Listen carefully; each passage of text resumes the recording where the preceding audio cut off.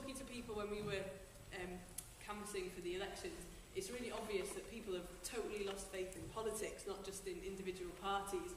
You know, between the expenses scandal and the banking things, I think that we've got to start talking to them about what alternatives there are out there. So yes, we need to say stop the cuts and no to the cuts and no to this ideological attack on our welfare state, but we have to also sell them that there are alternatives to the cuts. So we've talked about Trident, you know, huge savings that we could make there. What about the Robin Hood tax? Let's start talking to people about these alternatives. What about closing tax havens? Let's get people a bit more excited about where this money could come from. Higher taxes on the rich. Let's start talking a bit more about that. What about these bank bonuses and ridiculous salaries? Let's talk a bit about airline taxes. Why is it still possible to pay 10 quid for a flight? It's ridiculous. And let's look also at what's being said internationally. We can have solidarity internationally as well as nationally. Martin Brown, London Borough of Hounslow, retired teacher and member of the NUT through Hounslow Association, editor of Education for Tomorrow. I wanted to speak about the fact that although we have to recognise that there's a need for mass action, there's also a need, as has already been pointed out, for action at a local level, at speed. And an example I want to give is over the campaign against academies that has taken place around the country.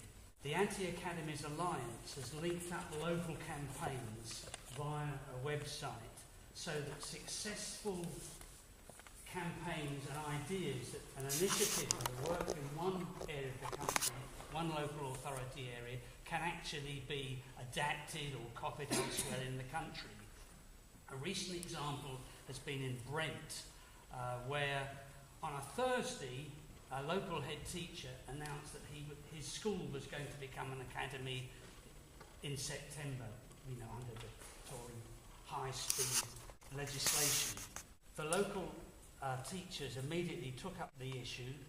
2 working days later, they leafleted outside the school, and the idea was actually knocked on the head. What I wanted to say about people against the cuts in Wigan, we started off as a small group.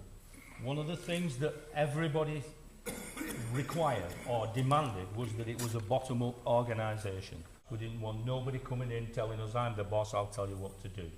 We've had a few problems, we've had a few arguments, but we are growing.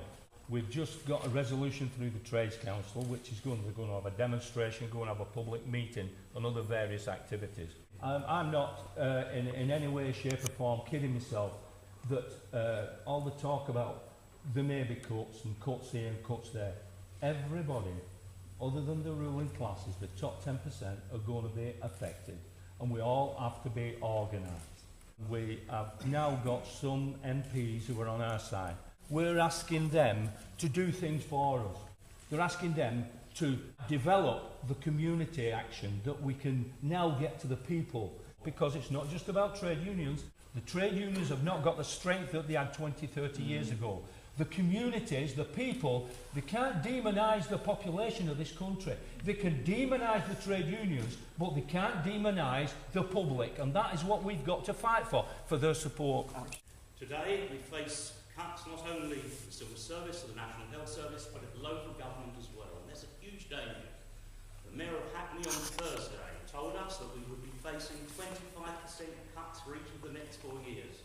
25% cuts in Hackney, one of the most vulnerable and poorest boroughs in the country. And the danger for us all is that the attack on the government will be deflected by the fact that these cuts will inevitably be carried through essentially by Labour councils.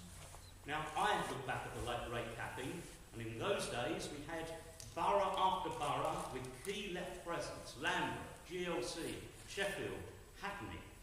And we look today, in Hackney for instance, there's three councillors who are just prepared to vote against at Labour group, not even in the council. So this raises the question for us, I think, of this.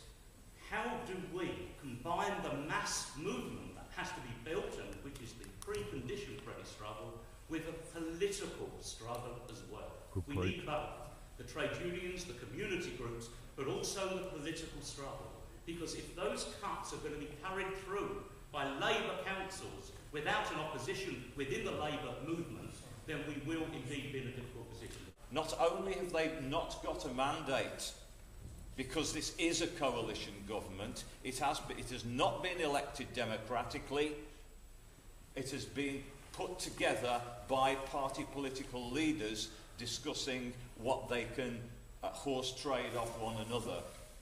But crucially, it has not been honest about the extent of the cuts. Therefore, there is no mandate to actually impose these cuts on the people of this country.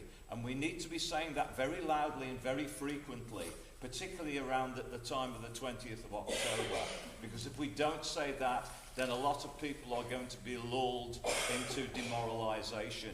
And however real are these reports that we're hearing today about people getting angrier in all sorts of situations, they're not ultimately final centres. They're not ultimately going to fight back if people don't think they have a right to fight back. So it's one of the things which I think the left can give them is a very strong sense of the right of people to fight back. Our role, I suspect, is not simply to try to make a difference where we can, despite our numbers, but also to try and make sense of just what is happening and to push an argument about what is happening, an ideological argument which reflects the fact that there is a ruling class agenda at work. What's this agenda? The agenda can be summed up by what's happened in Suffolk Council. When we talk about cuts are the front face of what is taking place. In Suffolk Council, they're talking about tendering out every single council service and merely running a skeleton staff that operates the tendering contracts. That's all that they're going to do. This, I suspect, will increasingly become the agenda. If we look at what's taking place in the National Health Service, the push towards making GPs push through the rationing, the cuts that are going to take place. This is a privatisation agenda. We are talking about opening up billion-pound markets for essentially largely US businesses that have been pushing this agenda for quite some time. If you look at even legal aid, the Legal Services Commission has been pushing an agenda which effectively privatises an awful lot of legal services that the poor need. This kind of agenda is going to impact in different ways in different communities, but what we need to do is look at the coherence of what the ruling class are attempting.